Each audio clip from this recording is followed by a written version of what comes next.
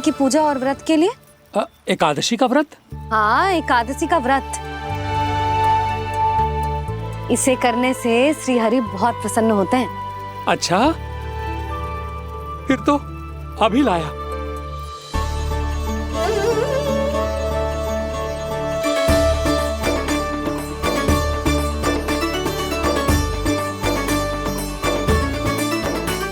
लो जी, आपके दिए।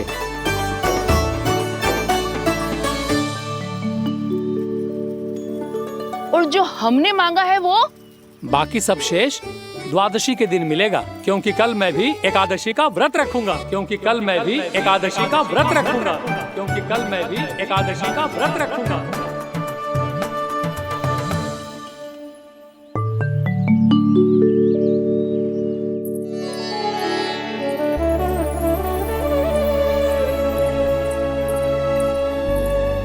जानकी, फूलों का प्रबंध हुआ कि ना? हाँ भाभी, जे रहे। सदैव विलंब कराती है। पर भाभी, इस बार तो फूल समय से ही लाई थी। क्या हुआ जशोदा, अभी तो पूजा की तैयारी ना हुई? देखो ना मौसी, ये जानकी ना कुछ छूट ही जाता है इसके कारण। एकादशी की पूजा और व्रत आते ही जसोदा भाभी इतनी वग्र हो जाती है। ऐसो क्या होगा इस पूजा में?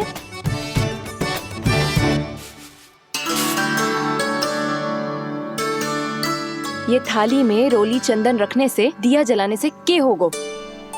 आपको पता भी है एकादशी का व्रत क्यों रखते हैं? क्या महत्व है इसका? लो, जे तो मैं जसोमती रानी से पूछना भूल ही गया।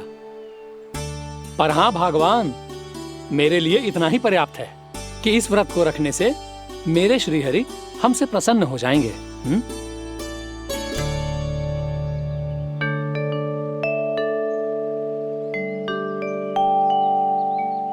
नारायण ही जाने ऐसे कैसे पूजा करते हैं जे श्री हरि की एक मूर्ति तक ना है इनके पास।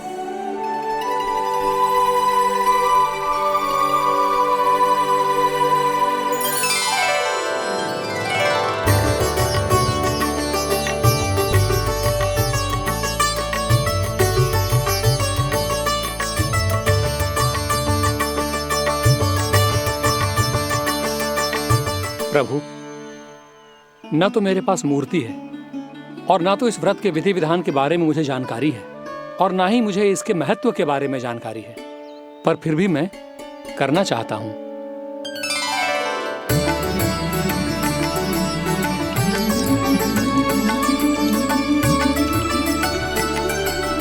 इसीलिए मैं दृढ़ संकल्प लेता हूं,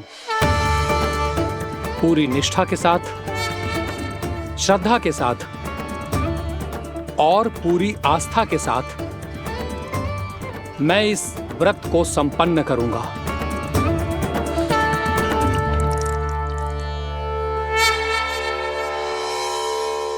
हम संकल्प लेते हैं कि एकादशी के व्रत को पूरी निष्ठा के साथ संपन्न करेंगे।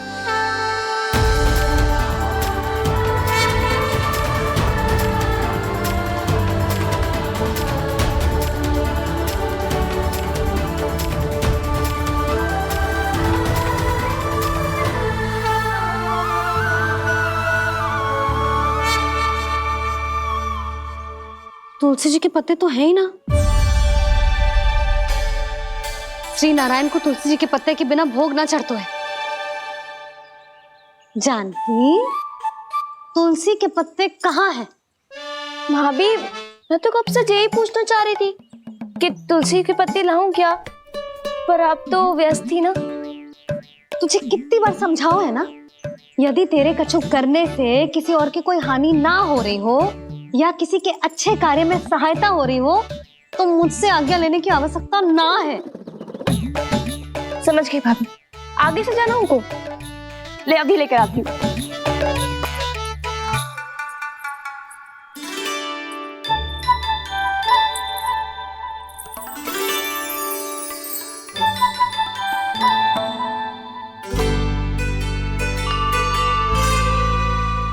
ताऊ, आपने पहले ये व्रत करो है? आपको इसका महत्व पता है? भाभी चल। जानती तुमने ये व्रत करो है, फिर तुमको इसका महत्व पता है? सुमति जी, आपको पता है इसका महत्व? कान्हा, क्यों तंग कर रहे हो सबको? मैया, सबने करो ये व्रत, मुझे भी करना है।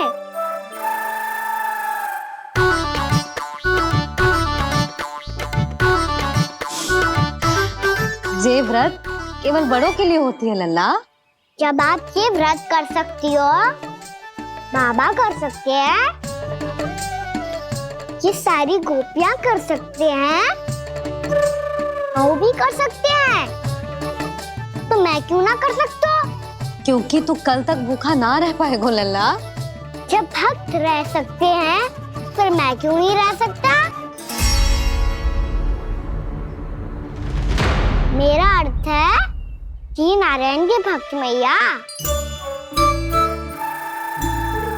मैया मान जाओ ना, मुझे करने दो ना ये व्रत। अपनी लल्ला पे आप विश्वास ना है आपको? विश्वास है। अच्छा ठीक है, तू भी कर ले।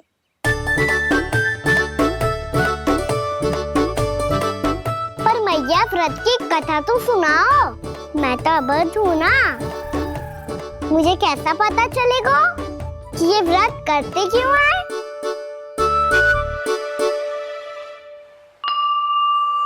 प्रभु, मुझ अबोध को कैसे पता चलेगा कि इस व्रत का क्या विधि विधान होता है और क्यों रखा जाता है और इसका महत्व क्या होता है? मुझे तो आप ही बता सकते हैं प्रभु। जब व्रत कर रहे हैं, तब उसका महत्व भी पता होना चाहिए ना। बताओ ना मैया, क्यों रखते एकादशी का व्रत? इसके लिए तो तुझे एकादशी की कथा सुननी होगी। सुनेगो ना?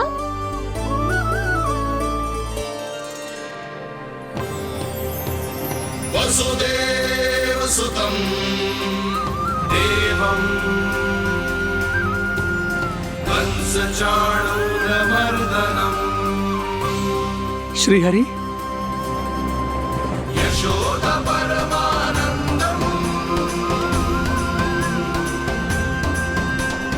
कृष्णं वन्दे जगद्गुरुम्। वाह प्रभु, अपने भक्तों को एकादशी व्रत का महत्व समझाने का अच्छा उपाय खोज निकाला है आपने।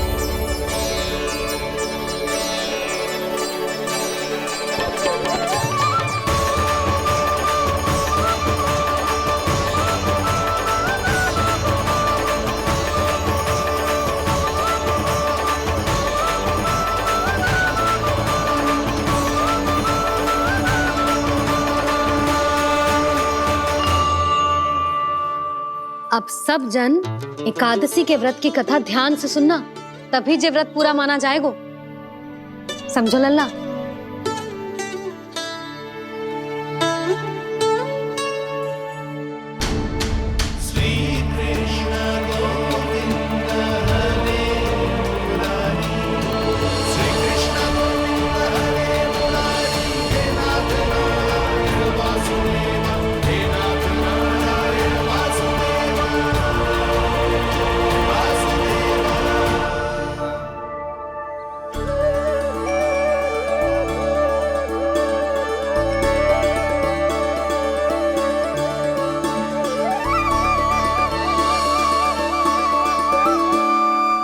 सतयुग में चंद्रावती नाम के नगर में मूरा नाम का एक असुर राज्य करता था।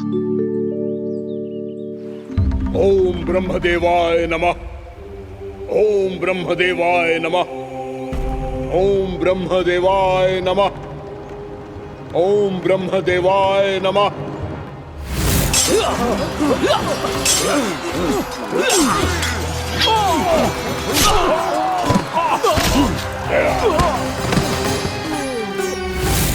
ओम ब्रह्मदेवाय नमः।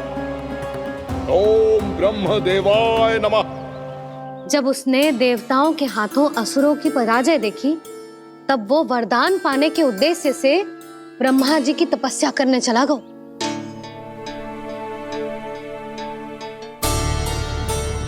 शीघ्र ही मूरा की तपस्या सफल हो गई और ब्रह्मदेव जी उससे प्रसन्न हो गए।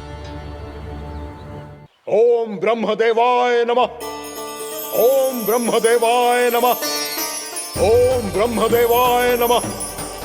ओम ब्रह्मदेवाय नमः। ओम ब्रह्मदेवाय नमः। ओम ब्रह्मदेवाय नमः। ओम ब्रह्मदेवाय नमः। ओम ब्रह्मदेवाय नमः।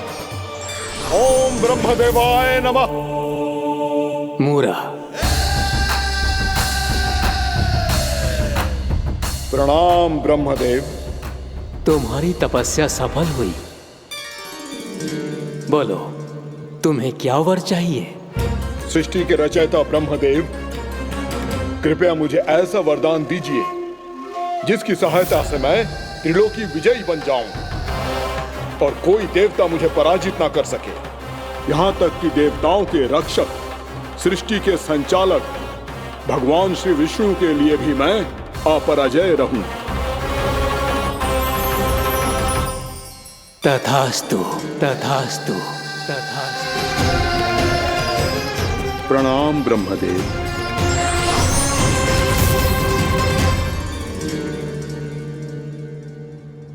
ऐसा वरदान पाकर मूरा बहुत अभिमानी होगा। यक्षों, किन्नरों, यहाँ तक कि देवताओं को भी युद्ध के लिए ललकारने लगो, पर किसी ने भी उसकी ललकार को स्वीकार ना करो, क्योंकि सभी उसकी शक्ति से बहुत भयभीत थे और उसके सामने युद्ध किए बिना ही अपनी पराजय स्वीकार करने लगे और फिर दंभ में आके उसने स्वर्ग लोक पर भी आक्रमण कर दिया और देवराज इंद्र तक को चुनौती दे डाली।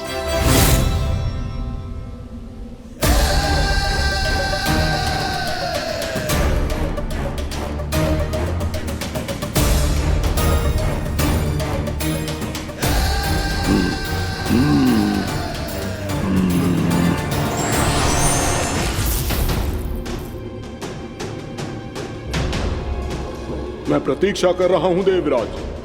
क्या उत्तर है तुम्हारा?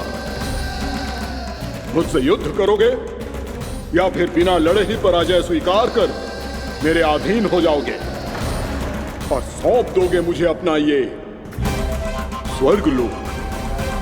सारी शक्ति तुम्हारे मुख में है या कुछ बाहुबल भी है तुम्हारे पास? मैं तुम्हारी चुनौती स्वीकार करता हूं मूरा। मैं तुम्हारी चुनौती स्वीकार करता हूं मूरा।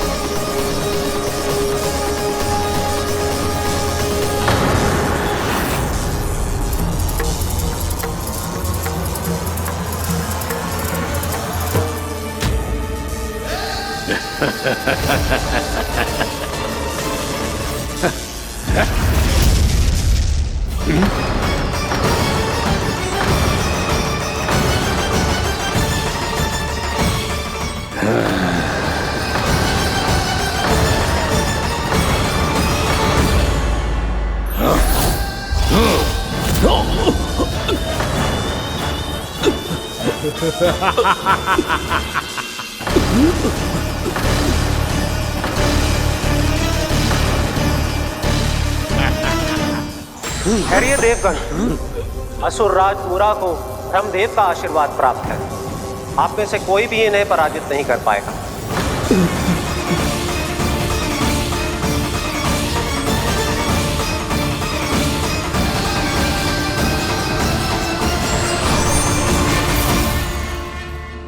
एक अवसर और देता हूं देवराज। युद्ध या अधीनता, क्या उत्तर है तुम्हारा देवराज?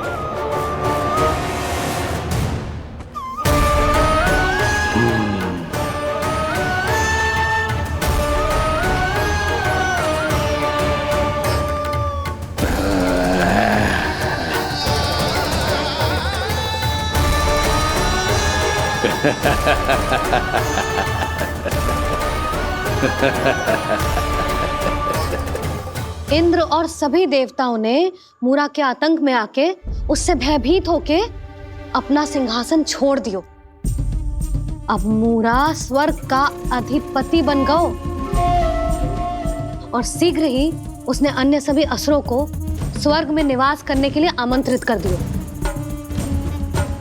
और इस प्रकार से वो धीरे धीरे तीनों लोकों का सम्राट बन गयो।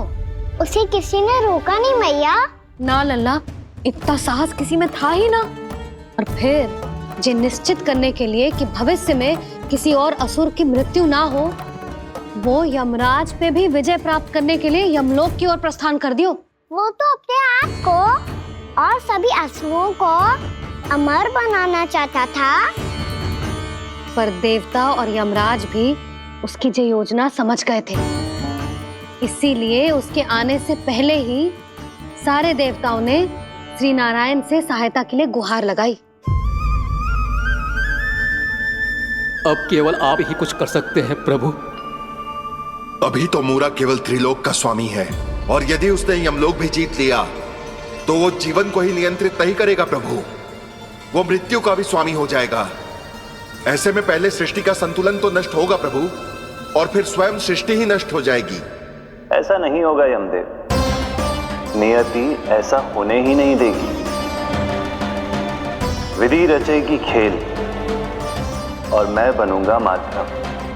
असुर राज मूरा का सामना मैं करूंगा। बस आप मुझे चुनौती देने के लिए उसे तैयार कर लीजिए, चाहे उसके लिए आपको साम दाम दंड भेद कोई भी उपाय क्यों ना अपनाना पड़े।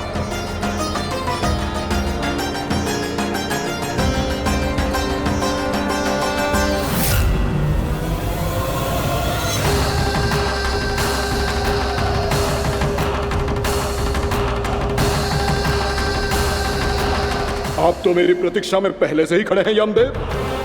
तब तो आपने मेरी चुनौती के बारे में भी सुना ही होगा। कहिए, क्या उत्तर है आपका? मेरा स्वागत करके अपना राज्य त्यागेंगे या मेरा सामना करके अपने प्राण? असुर राज मूरा का सामना मैं करूंगा।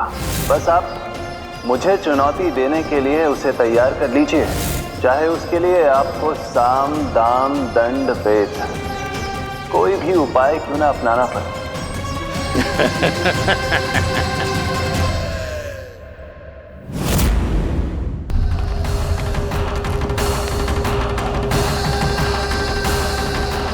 आप तो मेरी प्रतीक्षा में पहले से ही खड़े हैं यमदेव।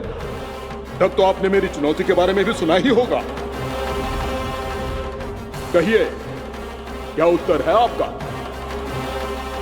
मेरा स्वागत करके अपना राज्य त्यागेंगे या मेरा सामना करके अपने प्राण? हे असुर श्रेष्ठ, मैं आपकी अधीनता स्वीकार करने के लिए तैयार हूं। बस एक विनती है मेरी। शर्त को विनती का नाम देकर पहलाना चाहते हो मुझे यमराज? असुर राज मूरा के सामने शर्त रख पाओ, इतना सामर्थ्य नहीं है तुम में। इसका आभास है मुझे असुरराज, पर मैं आपकी अधीनता स्वीकार करूं इससे पहले आपको स्वामी धर्म का पालन करना होगा। मेरे पुराने स्वामी के क्रोध से मेरी रक्षा करनी होगी आपको। कौन है तुम्हारा पुराना स्वामी? भगवान श्री नारायण। और छोटी माँ, मूरासुर को तो श्री नारायण से भी रक्षा का वरदान प्राप्त था ना? यही तो श्री नारायण की लीला थी बलराम। पर वो राक्षस अपने दम में जे समझ ही ना पाओ कि वो क्या भूल करने जा रहा है, और पहुंच गओ भगवान श्री नारायण को चुनौती देने के लिए।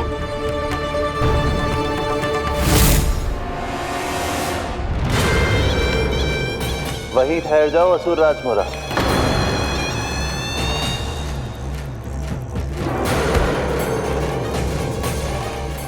यहाँ क्यों आए? आपको पराजित करने और ये वैकुंठ जीतने, ताकि मैं यमलोक का स्वामी बन सकूं। फिर आओ, युद्ध भूमि में मेरा सामना करो।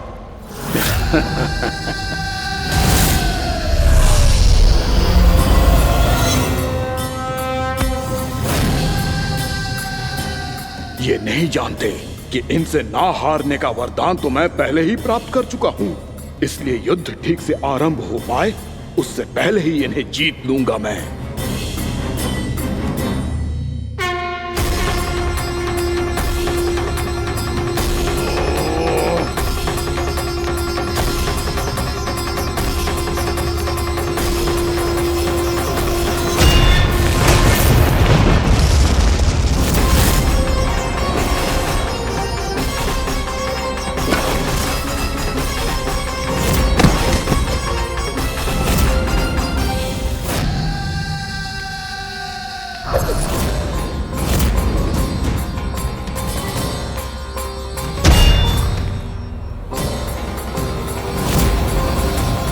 और इस प्रकार ये युद्ध वर्षों वर्षों तक चलता रहो।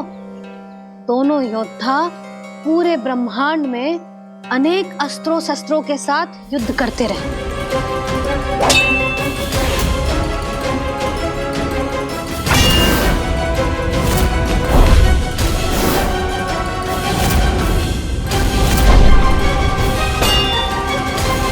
फिर क्या हुआ मैया?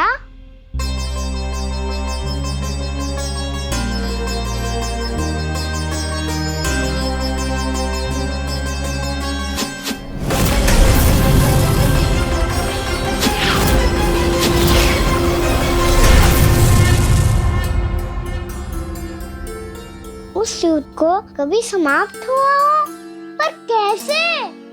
शीघ्र ही वो राक्षस थक गौ लल्ला।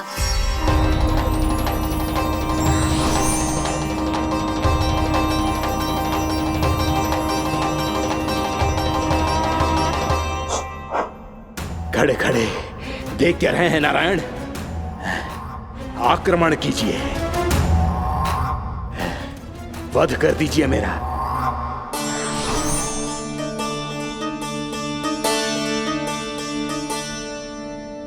मैं तुम्हारी वीरता से प्रभावित हूं, इसीलिए इतनी थकान की स्थिति में मैं तुम जैसे वीर पर आक्रमण नहीं करूंगा। जाओ विश्राम करो।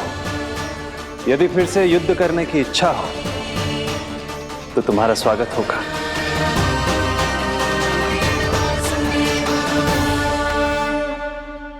जे कह के श्री नारायण बद्रिका आश्रम चले गए और वहां हिमवत नाम की एक कंदरा में ध्यान लगा के बैठ गए। उधर वो राक्षस विश्राम करने लगो। अनेकों दिन बीत गए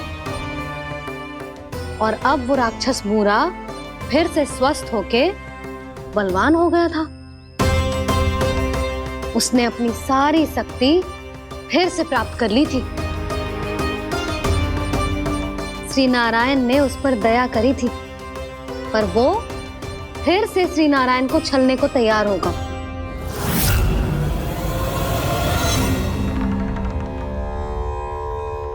ध्यान में बैठे बैठे श्री नारायण योग निद्रा में चले गए, पर दुष्ट मूरा इसी अवसर का लाभ उठा के उनकी कंदरा में घुस आयो, ताकि वो सोते हुए श्री नारायण पे आक्रमण कर सके।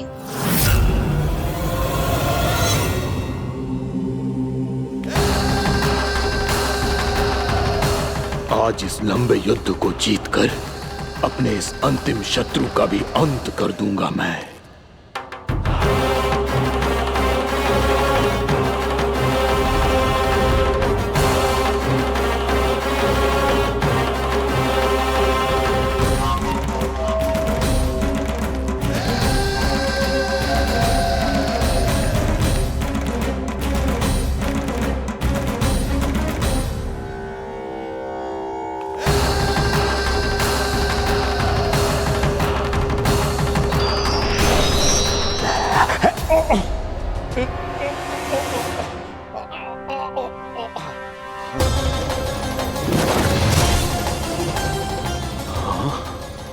दुष्ट राक्षस!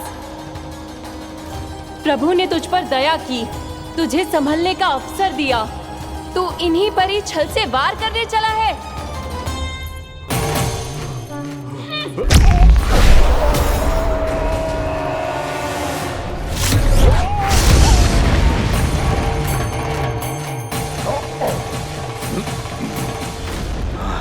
मैं अजय हूँ, मुझे कोई पराजित नहीं कर सकता। ब्रह्मा का वरदान है मुझे। तूने नारायण से अपराजय होने का वरदान मांगा था मूर्ख, उनकी शक्ति से नहीं। ध्यान से देख, मैं तेरी मृत्यु हूँ, मृत्यु।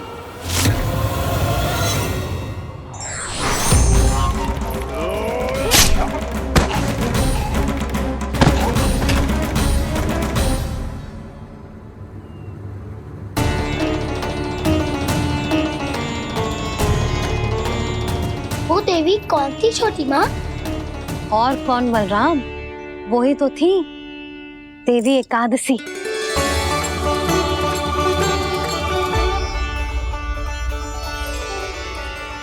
मुझे क्षमा कीजिए प्रभु, आपकी आज्ञा के बिना ही युद्ध करके आपके शत्रु को मृत्यु के घाट उतार दिया। क्षमा नहीं, आपकी तो प्रशंसा होनी चाहिए देवी। असुर राज को मारकर आपने सभी देवताओं को मुक्त करवाया है। इस पापी के अहंकार से तीनों लोकों की रक्षा की है आपने। आप एकादशी की तिथि पर मेरी एकादश इंद्रियों से उत्पन्न हुई हैं। इसीलिए मेरे सभी भक्त आपको उत्पन्न एकादशी के नाम से जानेंगे। सभी तिथियों में आपका स्थान सर्वश्रेष्ठ होगा। जिस तरह आपने राक्षस के आक्रमण से मेरी रक्षा की है, उसी प्रकार एकादशी के दिन व्रत करके जो भी भक्त आपकी कथा सुनेगा, मैं स्वयं उसकी रक्षा करूंगा।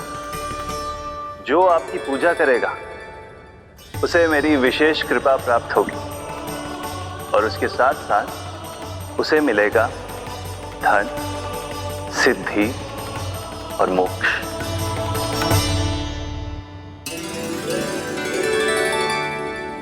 इसीलिए आज के दिन व्रत रखने का बहुत अधिक महत्व होता है। बोलो एकादशी मैया की जय। बोलो श्री नारायण भगवान की जय।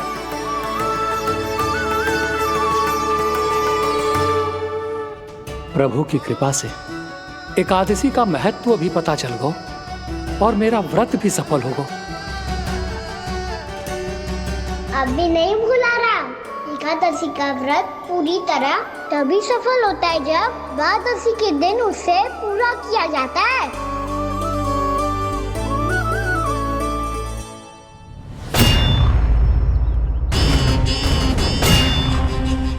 आवश्यक है आपको यह आभास होना कि उस विष्णु अवतार को पराजित करने के लिए आपके साधारण योद्धाओं में वो सामर्थ्य नहीं है। वो विष्णु अवतार कुछ अधिक ही असाधारण है।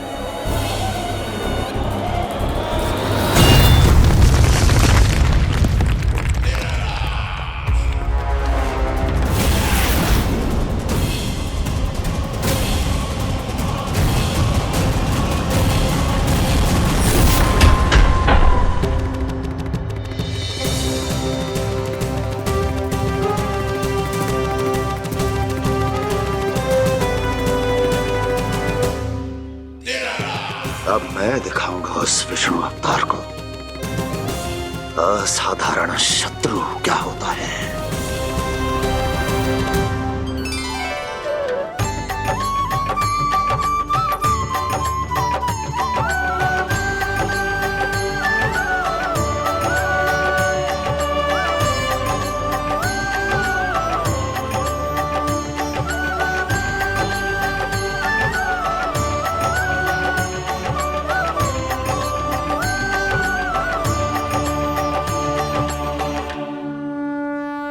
मामा अधीर हो रहे हैं, पर मैया ने मुझे अभी तक बाहर जाने की आज्ञा नहीं दी है। अभी उन्हें किसी और राक्षस को यहाँ भेजने से रोकने के लिए मुझे कुछ करना होगा।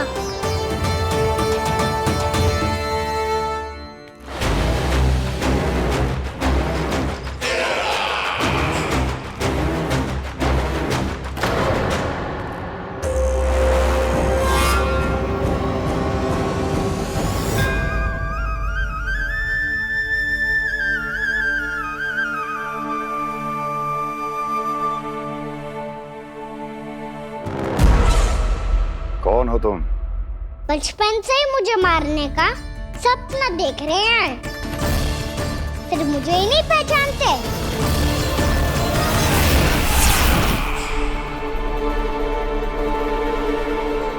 बचपन से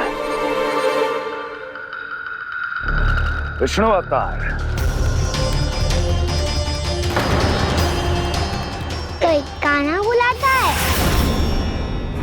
तो कोई मुरलीधर पुकारता है, कोई माखन चोर कहता है, कोई कहता है चिच्चोर। पर विष्णु अवतार इस नाम से तो बस आप ही मुझे बुलाते हो मामा जी। इतना साहस ये तो यहाँ आ गया।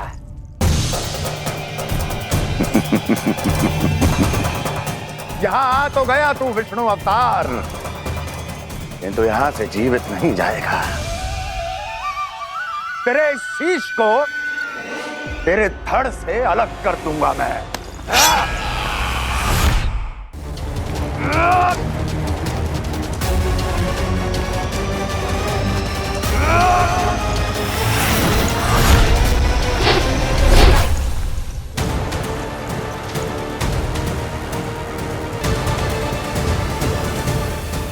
कहाँ देख रहे हो मामा जी?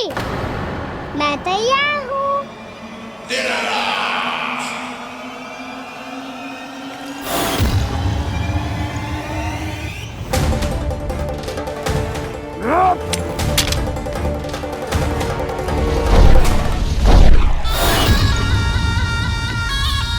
मामा जी, आप सदैव इसी तरह क्रोध में रहते हो क्या?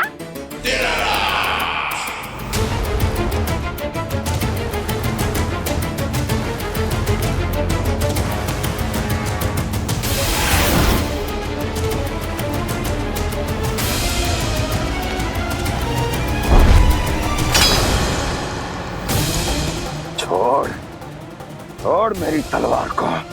छोड़ो तो तब जब पकड़ा हूँ।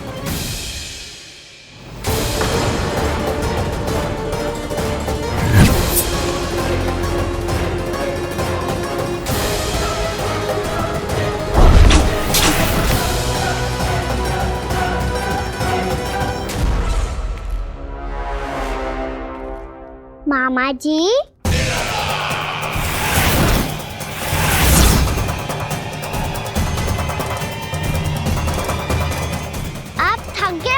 थोड़ा विश्राम कर लो। आपका तो पता नहीं, मैं अवश्य थक गया हूँ।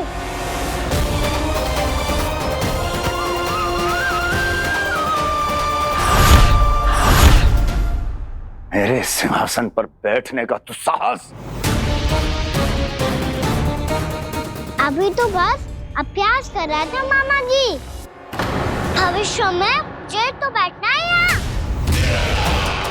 आपने बल प्रयोग करके से अपने पिताजी से छीना था, मैं आपसे छीन लूंगा। जो छल और बल से लिया जाए वो अधिक समय तक टिकता नहीं है मामा जी।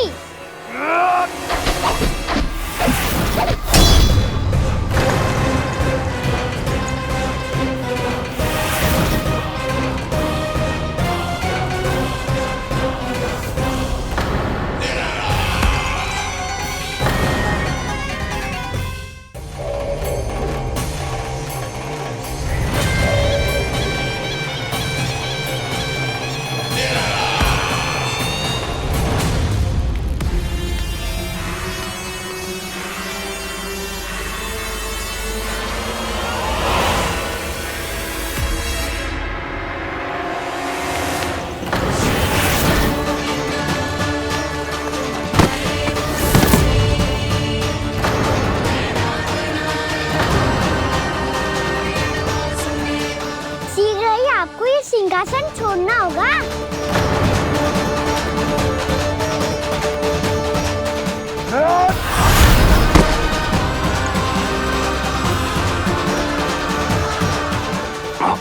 वो मेरा सिंहासन छीनना चाहता।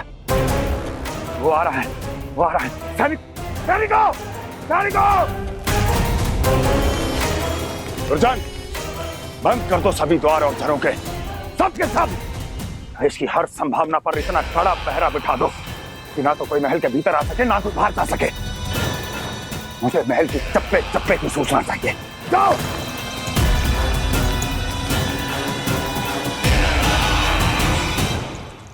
सिंहासन।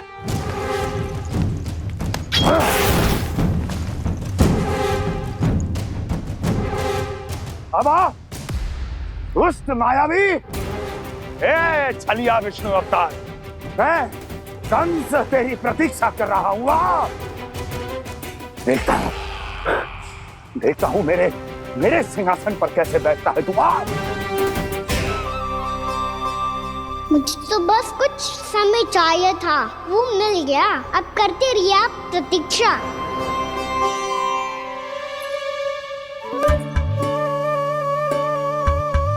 जी अपने आप से बातें क्यों कर रहे हैं जी?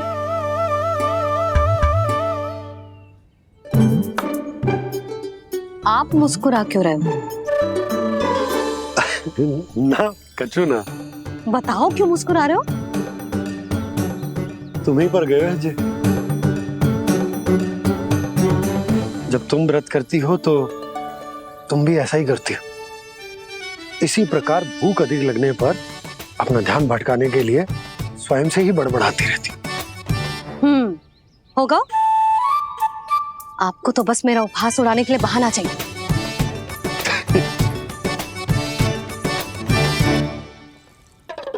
लल्ला, भूख लगी है? ना मैया, व्रत करे तो भूख कैसे लगेगी?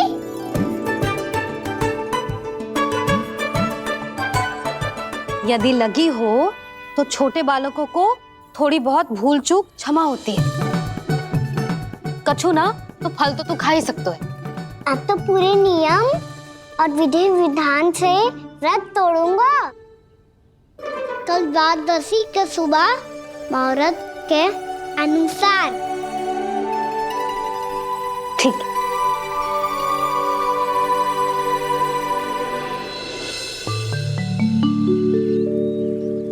लल्ला, एकादशी समाप्त हो गई है, द्वादशी लग गई है। अब तू व्रत तोड़ सकते है। भोजन कर ले। ले।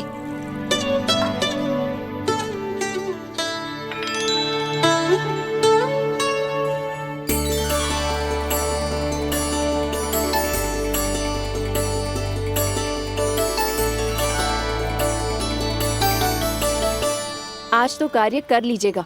मैं ना चाहती कि सब गांव वाले फिर से आपका उपहास उड़ाएं। अरे, इसी क्षण कार्य आरंभ करना आवश्यक ना है। कुछ खा तो लो। कल भी पूरे दिन व्रत में रहे, अब तो कुछ खा लो। ना, अभी बिल्कुल भूख ना है। और हाँ भगवान, तुम्हें चिंता करने की आवश्यकता नहीं है। आज मैं किसी को भी 2 शब्द कहने का अवसर नहीं दूंगा। अरे, कुछ खाओगे पियोगे नहीं तो कैसे रहोगे?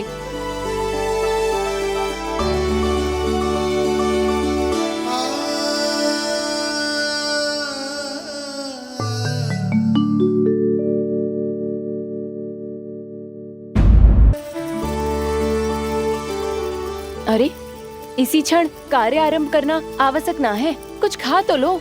ना, अभी बिल्कुल भूख ना है। और हाँ भगवान, तुम्हें चिंता करने की आवश्यकता नहीं है।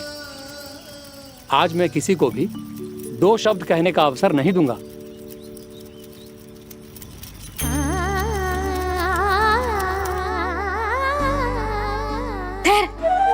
मैं तेरे लिए मट्ठा लेके आती हूँ। व्रत के बाद पीने से पेट ठंडा रहता है। रुक।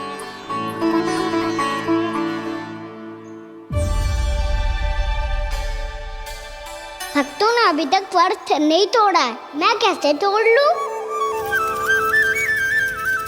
भूख कहाँ से होगी? श्री हरि नाम से पेट तो भर लेते हो। श्री हरि, श्री हरि, श्री हरि।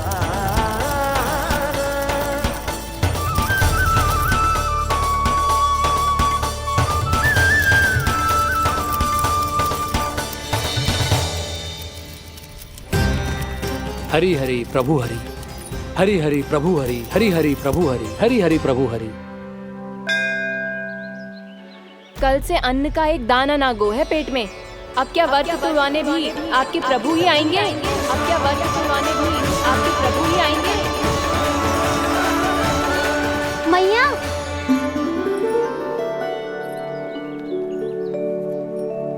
मैया पहले व्रत तोड़ के कच्चू खा तो लो। अभी ना, लौट के आने के बाद। हाँ,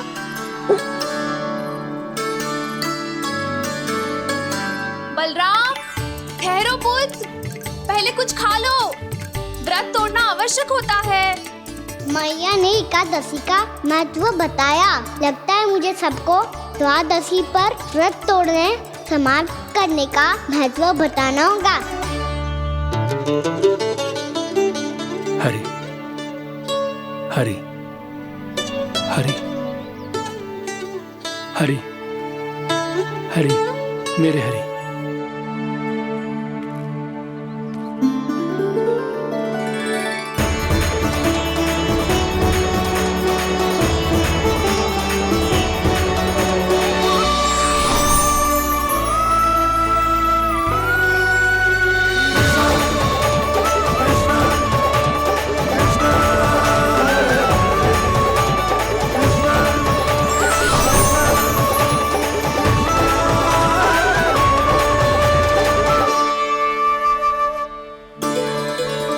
अभी अभी तो मैंने बच्चों की माँ को वचन दिया था कि आज किसी को शिकायत करने का अवसर ना दूंगा, और अब मैं प्रभु श्री हरि की कल्पना जसोमती रानी के लल्ला में ही करने लगा। ना ना, ये ठीक ना है।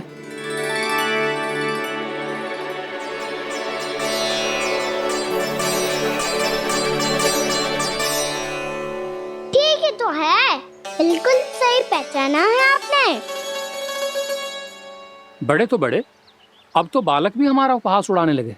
मैं आपका उपहास नहीं उड़ाने आया, मैं तो आपके एकादशी के व्रत को पूरा कराने आया हूँ।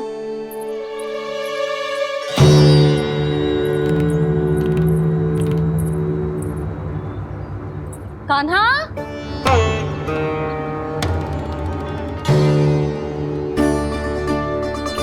तो ये रे आपकी छड़ी और ये रे मेरी पीठ।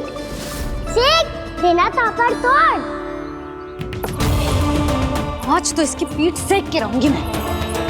मैया घर पे भूखी मुझे ढूंढ रही होगी। लो, आज द्वादशी के दिन पहले प्रहर में भोजन करके अपना एकादशी का व्रत पूरा करो आप। धन्यवाद राजकुमार, पर अभी हमें भूख नहीं है। बहुत सारा काम पड़ा है, और अभी थोड़ी ही देर में शंकरी बहन भी अपनी मटकी लेने आती होंगी।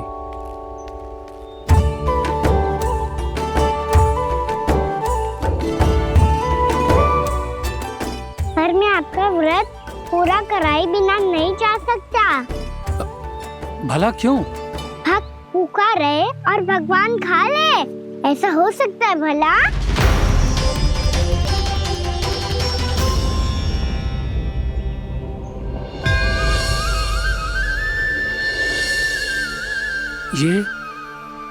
ये कैसा भ्रम हो रहा है मुझे लगता है अपना काम करना चाहिए। द्वादशी के पहले प्रहर में व्रत पूरा करना बहुत आवश्यक होता है, ना तो एकादशी का व्रत भी पूरा ना मानो जाता। इतनी सारी ज्ञान की बातें तुम्हें कैसे पता है लल्ला?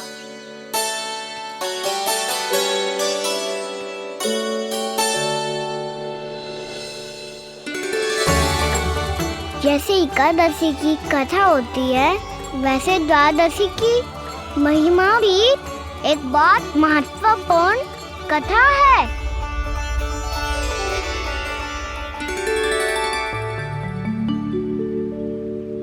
कैसी कथा?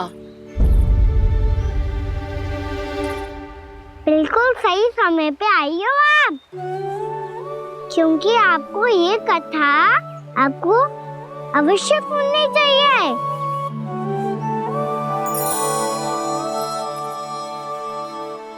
मुझे क्यों? पहले सुन तो लिया, फिर स्वयं ही पता चल जाएगा। बहुत समय पहले एक राजा हुआ करते थे, राजा अम्बरीश। भगवान श्री हरि के बहुत बड़े भक्त हैं। ओम नमो नारायणाय। ओम नमो नारायणाय।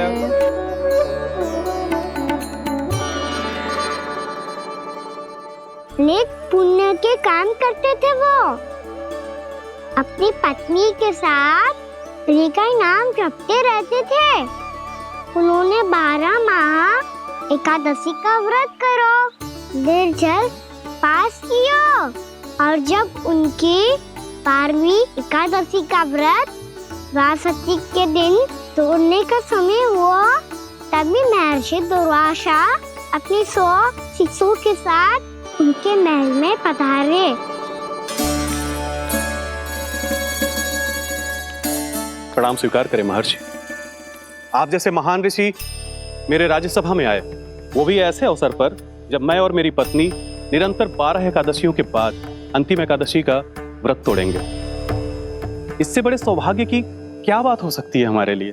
आज आपके साथ साथ मेरा और मेरे शिष्यों का एकादशी व्रत भी पूरा होगा। संभव है प्रभु की इच्छा यही हो कि हम सब अपना व्रत एक साथ तोड़ें। ये तो अत्यधिक प्रसन्नता की बात है महर्षि। तो फिर ठीक है, हम सब यात्रा से थके हैं। व्रत तोड़ने से पहले हम स्नान करना चाहते हैं। जैसी आपकी इच्छा महर्षि। जब तक आप लोग लौटेंगे तब तक आपके सारे प्रबंध यहाँ हो चुके होंगे।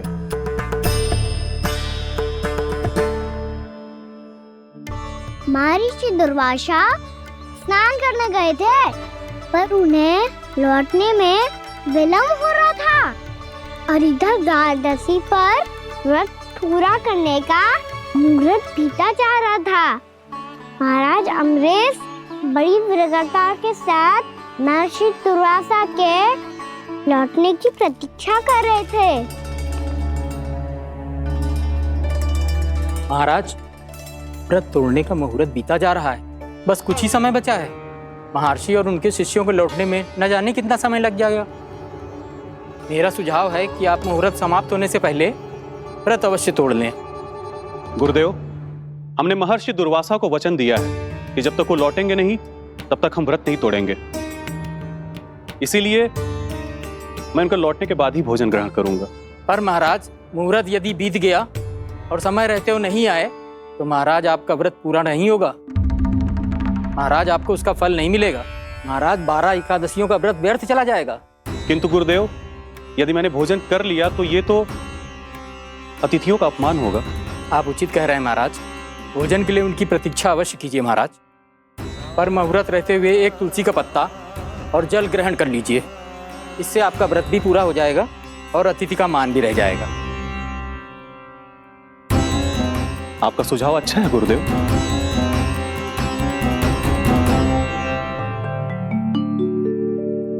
जैसे ही महाराज ने तुलसी का पत्ता खाया, वैसे ही महर्षि दुर्वासा लौट आए। महाराज,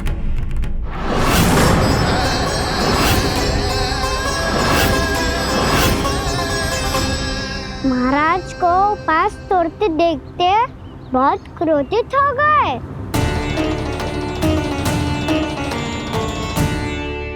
बहुत बड़े भक्त हैं आप, परंतु आप ये नहीं जानते अपने अतिथियों के साथ कैसा व्यवहार करना चाहिए। आपने हमें साथ भोजन करने का वचन दिया था, पर अपना व्रत क्यों तोड़ा आपने? महर्षि, मैंने भोजन नहीं ग्रहण किया। कहीं मुहूर्त न निकल जाए, इस कारण मैंने एक तुलसी का पत्ता ग्रहण कर लिया। 56 भोग खाया हो या एक पत्ता, अपना व्रत तोड़कर अतिथियों का अपमान किया है, मेरा अपमान किया है। अब आपको दंड भोगना होगा ताकि आप सीख पाएं कि अतिथियों के साथ कैसा व्यवहार होना चाहिए। महर्षि, आप जो भी दंड मुझे देंगे मुझे स्वीकार है, किंतु आप क्रोधित मत होइए। क्रोध का कारण आपने दिया है महाराज। एक महर्षि का अपमान करके राक्षसी प्रवृत्ति का परिचय दिया है आपने। इसीलिए अब एक राक्षसी आपको दंड देगी।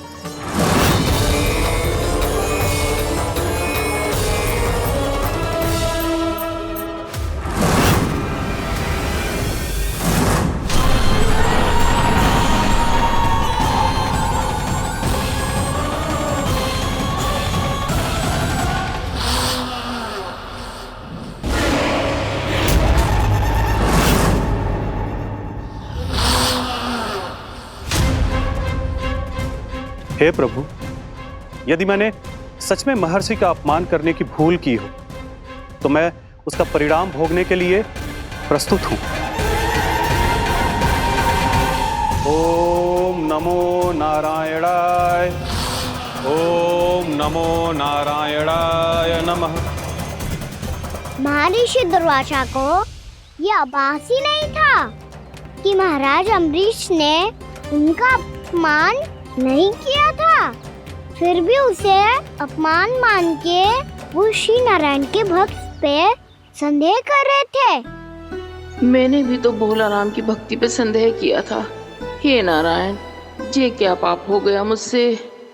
संदेह किसी अपमान से कम ना हो तो, और भगवान सब सह सकते हैं, पर उनके प्रिय भक्तों का अपमान सहन ना कर सकते। इसीलिए उन्होंने अस्थिचेप करने का निर्णय लिया।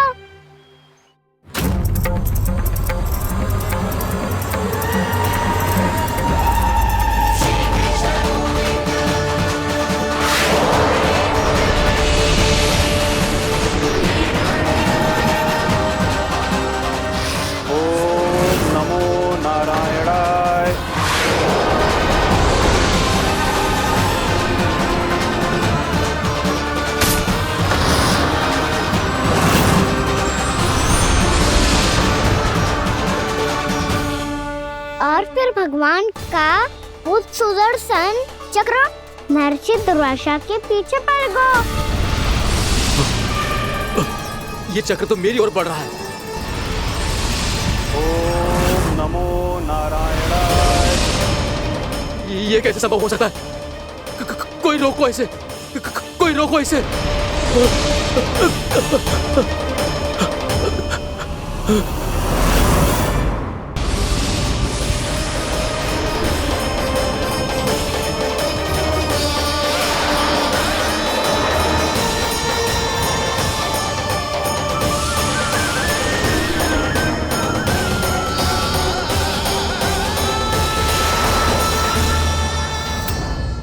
चक्र से अपने प्राण कैसे तैसे बचाते बचाते महर्षि दुर्वासा ब्रह्मलोक जा पहुँचे।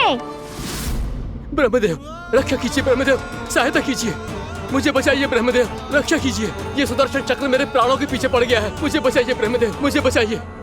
महर्षि, मैं चाहकर भी आपकी सहायता नहीं कर सकता। ऐसी स्थिति में यदि कोई कुछ कर सकते हैं तो वो है सुदर्शन चक्र के स्वामी विष्णु, क्योंकि सृष्टि में केवल वही है जो इसे नियंत्रित कर सकते हैं। वो ही इसे वापस लौटने का आदेश देकर आपके प्राणों पर छाए हुए संकट को दूर कर सकते हैं। किंतु हां, मैं सुदर्शन चक्र से इतना अवश्य कहूंगा कि जब तक आप विष्णु लोक में पहुंच नहीं जाते, वो आपको किसी भी प्रकार की हानि ना पहुंचाए। आपका बहुत बहुत धन्यवाद, आपकी सदा ही जय हो।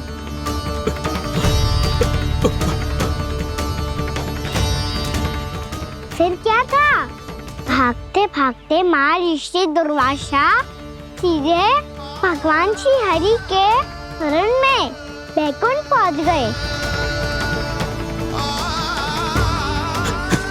त्राहिमाम प्रभु, त्राहिमाम, मुझे बचाइए, मेरी सहायता कीजिए प्रभु, मेरी सहायता कीजिए। मैं आपके इस चक्र और ऊर्जा से नहीं भाग सकता प्रभु, कृपया करके अपने सुदर्शन को रोकिए, इसे वापस लीजिए प्रभु। यह असंभव है महर्षि। एक बार सुदर्शन चक्र मेरे हाथों से छूट जाए तो अपना उद्देश्य पूरा किए बिना, मेरे भक्तों की रक्षा किए बिना वापस नहीं लौटता। कोई तो उपाय होगा प्रभु, कृपया करके मेरे प्राण बचाइए प्रभु। मैं सुदर्शन की ऊर्जा से जलकर भस्म नहीं होना चाहता प्रभु। आप जो कहेंगे मैं करूंगा प्रभु, मेरी सहायता कीजिए प्रभु, मेरी सहायता कीजिए। मुझे नहीं लगता कि आप वो कर पाएंगे। मैं अवश्य करूंगा, मैं अपनी प्राण रक्षा के लिए कुछ भी करूंगा प्रभु। आपने मेरे भक्त राजा अम्बरीश को भक्ति का कर्तव्य निभाने के लिए अपमानित और दंडित किया है महर्षि, पर भक्त की रक्षा करना भगवान का कर्तव्य है। इसलिए यदि आप भक्त राजा अम्बरीश के पास जाकर क्षमा याचना करें और यदि वो आपको क्षमा कर दे तो ही ये चक्र आपके प्राण लिए बिना लौट सकता है। अन्यथा आप तो जानते हैं महर्षि, मेरे भक्त का अपमान मेरा अपमान। भक्त का अपमान भगवान के अपमान से कम ना हो तो है। महर्षि दुर्वासा को भी ये बात समझ आई और फिर उन्होंने महाराज अम्बरीश से क्षमा याचना की। महाराज महाराज महाराज महाराज महाराज, मुझे क्षमा करें महाराज, मुझसे बहुत बड़ी भूल हो गई महाराज, मुझसे बहुत बड़ी भूल हो गई महाराज। महर्षि, आप हमारे चरण छुए ये उचित नहीं। महाराज,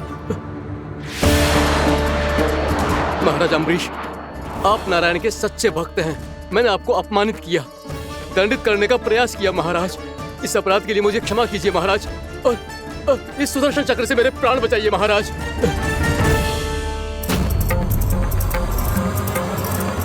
हे महान सुदर्शन, यदि महर्षि के लिए मेरे हृदय में अभी भी वही सम्मान और प्रेम हो जो इनके प्रथम आगमन पे था, तो कृपया आप अपने धाम वापस लौट जाइए।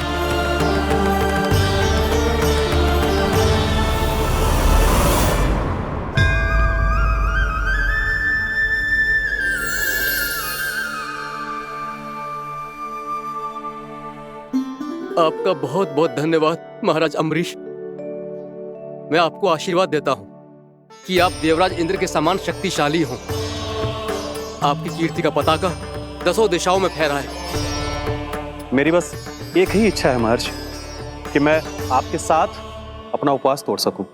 अवश्य महाराज, हम सब भोजन आपके साथ करेंगे और अपने आप को नारायण की सेवा में अर्पित करके व्रत को पूरा करेंगे, क्योंकि आज जो यहाँ हुआ है उससे सिद्ध हो चुका है कि एकादशी व्रत का फल द्वादशी की सुबह भोजन करने से ही प्राप्त होता है। इस कथा से हमें पता चलता है कि सभी को द्वादशी के सुबह भर पेट भोजन करके एकादशी का व्रत पूरा करना चाहिए। और दूसरी बात, भगवान की सच्ची भक्ति अपमान कभी ना करना चाहिए। उनके साथ सदैव प्रेम से व्यवहार करना चाहिए।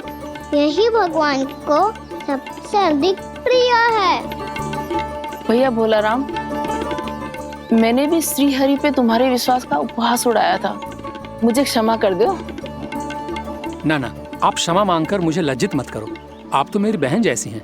जब महर्षि दुर्वासा जैसे महान ऋषि को भी प्रभु के भक्त से क्षमा मांगनी पड़ी, तो मैं तो बहुत ही तुच्छ हूँ। मुझे आपकी किसी भी बात का बुरा ना लगा। पर पता है प्रभु को कौन सी बात सब भूला रखता है? कौन सी बात?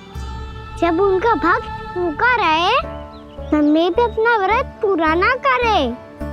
और जैसा कि आप सभी ने अभी कथा से सीखो है, एकादशी के व्रत को द्वादशी की सुबह अवश्य पूरा करना चाहिए। अब आप जाओ, अपना व्रत पूरा करो।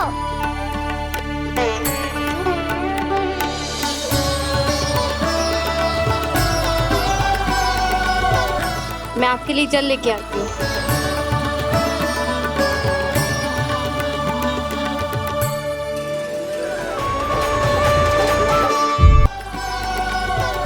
मैं आपके लिए जल लेके आती हूँ।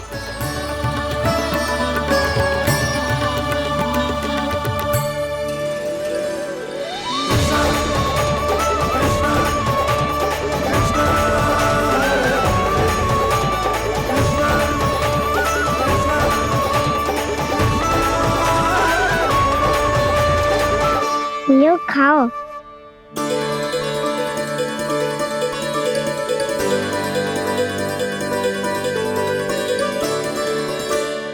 कान्हा,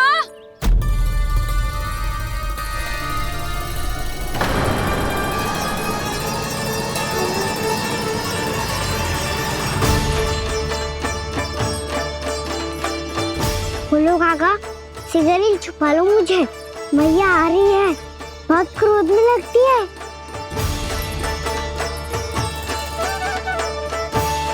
आज तो बहुत दंड मिलेगा। अभी क्षण भर पहले तो ये साक्षात भगवान के रूप में बात कर रहे थे और अब अचानक ही ऐसे बालक बन गए जो मैया से दंड मिलने के भय से व्याकुल हैं। बोला काका किस सोच में पड़ गए? सिगरेट छुपा लो मुझे।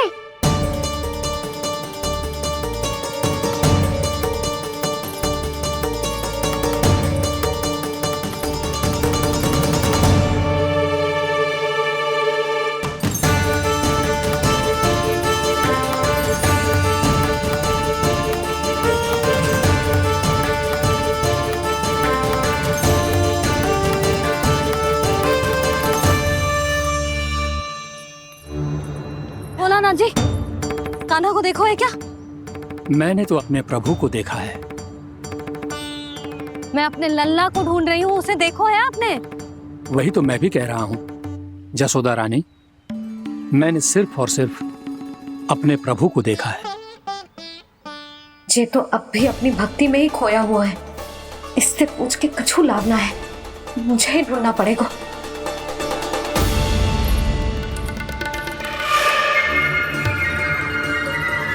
बच गए।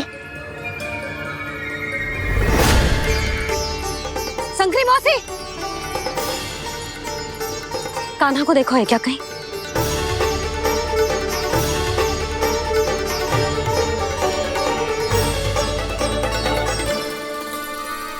बोला काका मुझे सिगरेट निकालो ना यहाँ से, भैया फिर से इधर ही आ रही है। सब कहते थे श्री हरि मेरे घर ना आ सकते। देखो आज प्रभु आ गए, उन्होंने अपने हाथ से मेरा व्रत पूरा कराया। हाँ आते हैं और आगे भी आएंगे हमारे श्री हरि हमसे मिलने और आके मोक्ष देंगे, है ना?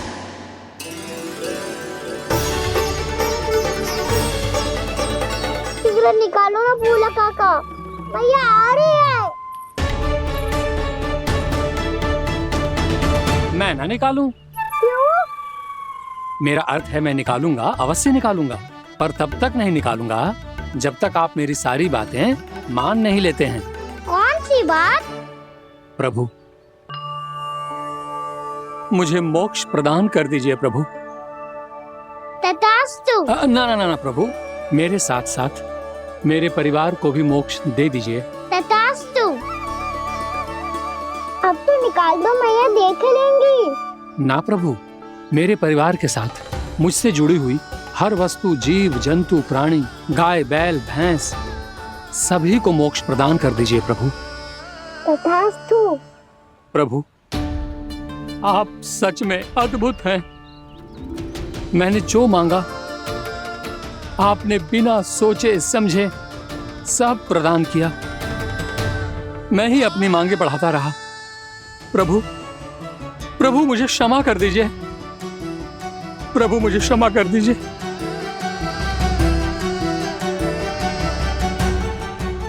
आइए प्रभु।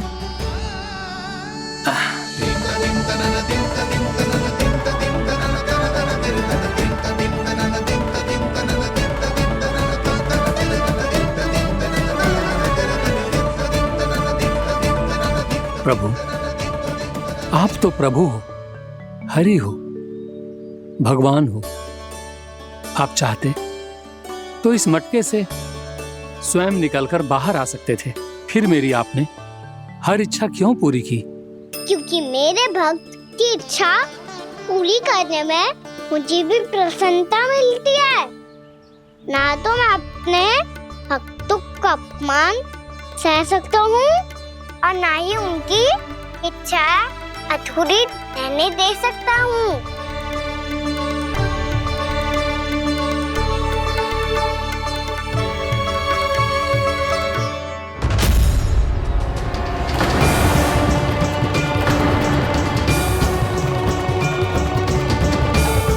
क्या कही थी तूने? हाँ, कि तू फिर से छल ना करेगा। फिर मुझे बिना बताए घर से बाहर कैसे निकलो? क्षमा करना मैया, पर जो आपने सिखाया था मैंने तो उसी का ही पालन करो है। फिर से चतुराई कर रहे हो है ना? हाँ? आप ही ने तो कही थी ना, यदि कछु करने से किसी को हानि ना पहुंचती हो या फिर किसी अच्छे कार्य में सहायता हो रही हो तो आज्ञा लेने की आवश्यकता ना होती। यदि तेरे कछु करने से किसी और की कोई हानि ना हो रही हो या किसी के अच्छे कार्य में सहायता हो रही हो तो मुझसे आज्ञा लेने की आवश्यकता ना है। तो किस अच्छे कार्य के लिए आया है यहाँ? एकादशी के सुबह एकादशी का व्रत खोल के भोजन करा जाता है। ये बात ना तो भोला काका को पता थी, ना शंकरी मासी को और ना ही किसी और को। और तुझे पता थी? हाँ, मेरी मैया ने बहुत अच्छे से सिखाया है मुझे। जैसे कल तूने एकादशी कथा सुनाई थी ना, आज वैसे ही तेरे लल्ला ने सबको द्वादशी कथा सुनाई है। सच्ची यशोदा रानी जी, इसने तो हमारी आंखें ही खोल दी। और भाभी, सच तो ये है कि मुझे भी ना पता था कि ये इतना बड़ा ज्ञानी है और इतना अधिक समझदार।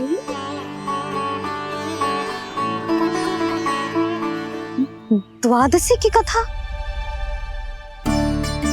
वो तो मैंने इसे कभी सुना ही ना है।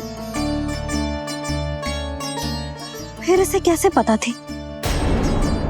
रानी जी, जो स्वयं भगवान हैं, भला उन्हें कैसे कुछ नहीं पता होगा। मैंने तो इन्हें पहचान लिया। और हाँ, आप सब लोग भी इन्हें अपने अंतर्मन की आंखों से देखिए, हो सकता है इन्हें पहचान पाएं। ये कोई और नहीं है, श्री नारायण है, मेरे श्री हरि, मेरे प्रभु। जय श्री हरि।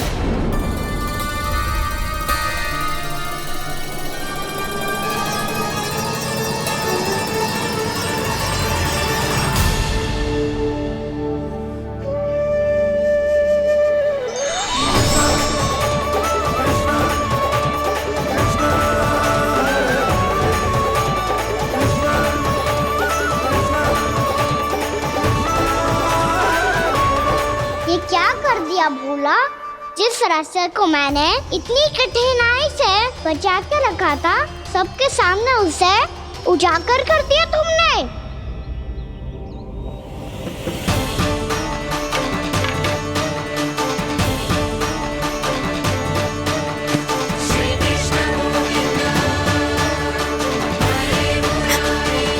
नारायण, नारायण, श्री नारायण।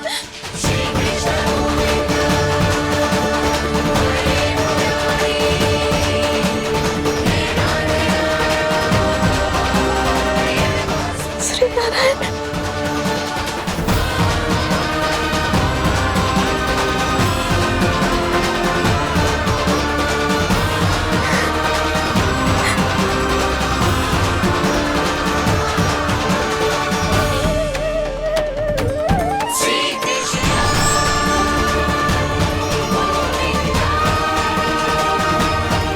श्री नारायण प्रभु।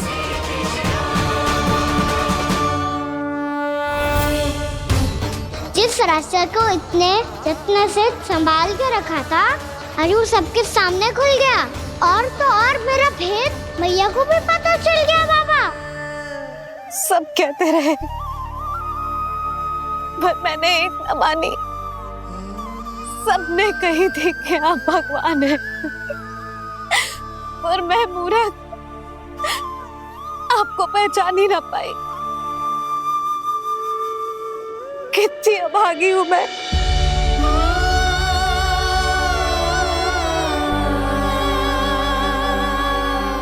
जिस मुंह से मुझे आपकी महिमा गानी चाहिए थी, उसी मुंह से मैंने आपको डांटा है।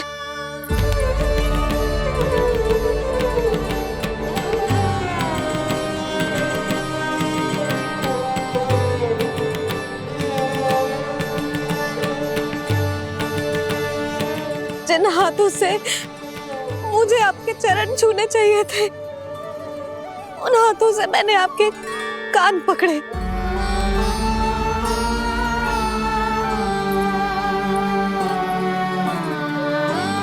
मुझे तो आपकी सेवा करनी चाहिए थी प्रभु, और मैंने आपको दंड दियो, आपको घर से बांध दियो।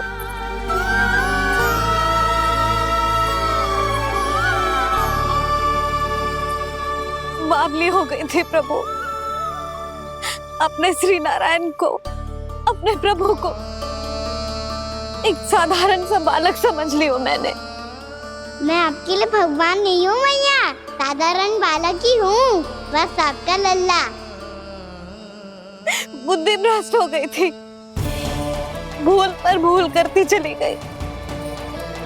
आज भी आपके पीछे पीछे छड़ी लेकर दौड़े चले आए।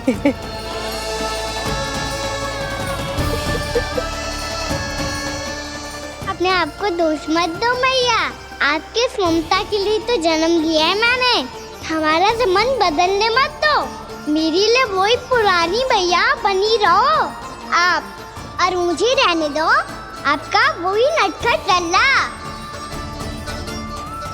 मुझे क्षमा कर दो प्रभु, मुझे क्षमा कर दो। बाबा ये कैसा अंत हो गया आज? मैया तो मुझे भगवान मानने लगी, पर मैं इसे स्वीकार नहीं कर सकता। अभी नहीं बाबा, इतनी शीघ्र नहीं। आप ऐसे खड़े क्यों बाबा? कुछ ऐसा करो ना कि मैया फिर से मेरे मैया बन जाए। उनकी दृष्टि में भक्ति नहीं, ममता चाहिए मुझे। कान्हा, मेरे सामर्थ्य में हो तो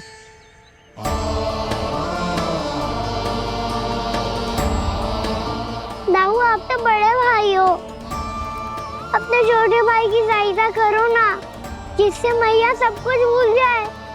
मैं क्या कर सकता हूँ कान्हा? कोई तो सहायता करो मेरी।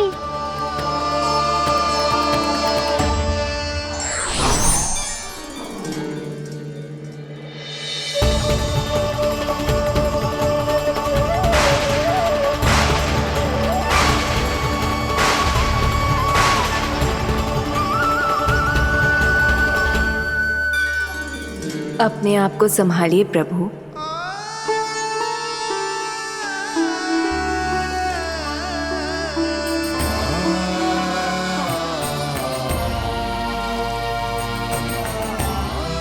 देखो ये क्या हो गया, भैया को सब पता चल गया।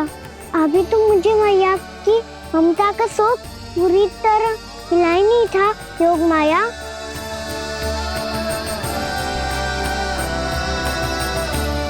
मेरी सहायता करो ना। कितनी अद्भुत है ममता की शक्ति।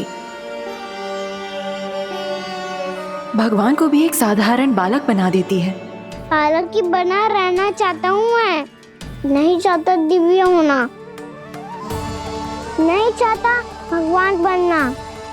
बस मैया की गोद में रहकर ममता की रस से सेम को भिगोना चाहता हूँ। इनकी डांट फटकार का सुख पाना चाहता हूँ। कुछ भी करे योग माया, पर इन सबको भुला दो मेरा सत्य।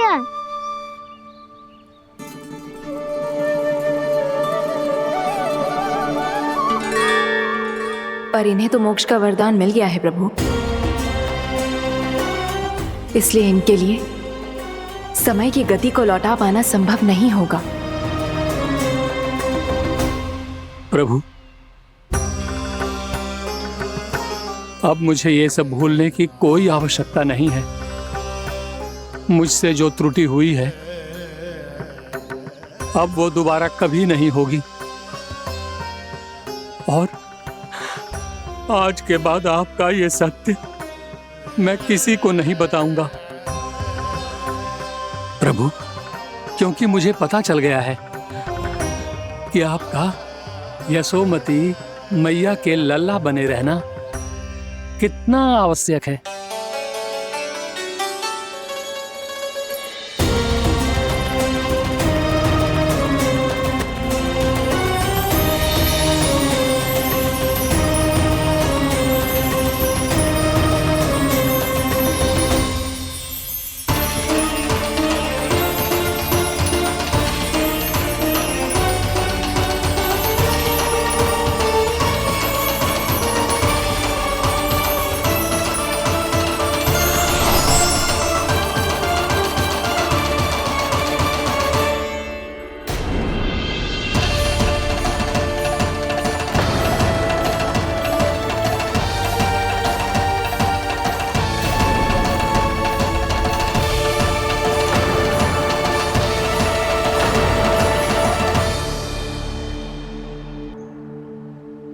आपकी छड़ी। पहले चुपके से भाग जा तो है, फिर स्वयं ही छड़ी भी पकड़ा रहे हैं? नटखट कहीं का। हंसी आ रही है? अरे किस बात पे इतनी हंसी आ रही है रे? हाँ?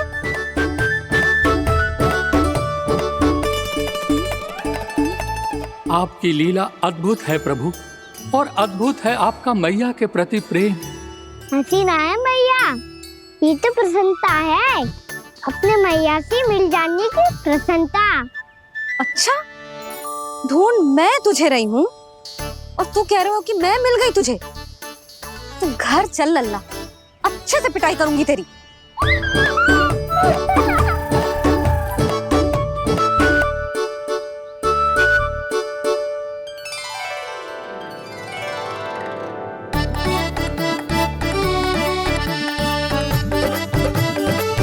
जब पिटाई से गाल लाल होंगे ना तेरे, तब हंसी बंद होगी तेरी। चल।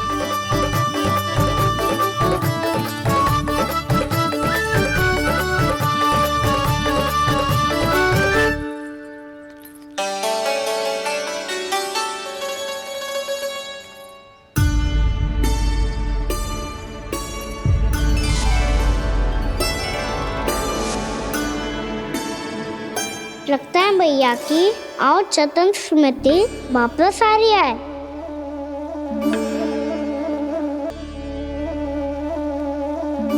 यशोदा, क्या होगो? ना कछु ना। आपको बताऊंगी तो और हंसेंगे मुझ पे। बोल दो, मैं उपास ना उड़ाऊं, सच्ची। देखो देखो इसे कैसे हंस रहे हैं। मेरे हाथ में छड़ी है, मैया क्रोधित है, पर जे तनिक में भय ना लग रहा है ऐसे? हाँ, हंसे जा रहे हैं।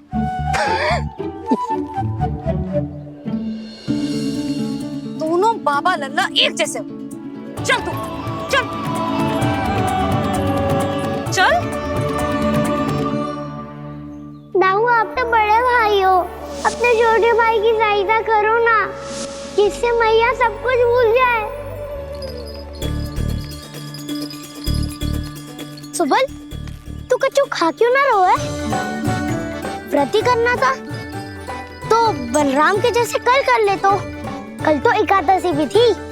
खाना के बिना कछु करने का मेरा मन ही ना कर। तो बात तो सच्ची है, उसके बिना गोचारण भी ऐसा लगता है जैसे कितना भारी कार्य है, व्यवस्था में करना पड़ता है। सही कह रहे हो तुम दोनों। मैं तो गोपालक भी इसलिए बना था ताकि कान्हा के संग खेलने को मिल जाए। बलराम तो हमारा सगा काम और मुख्य अधिक है।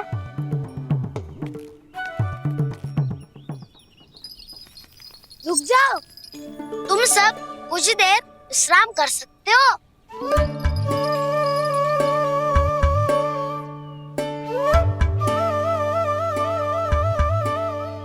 तू बोल।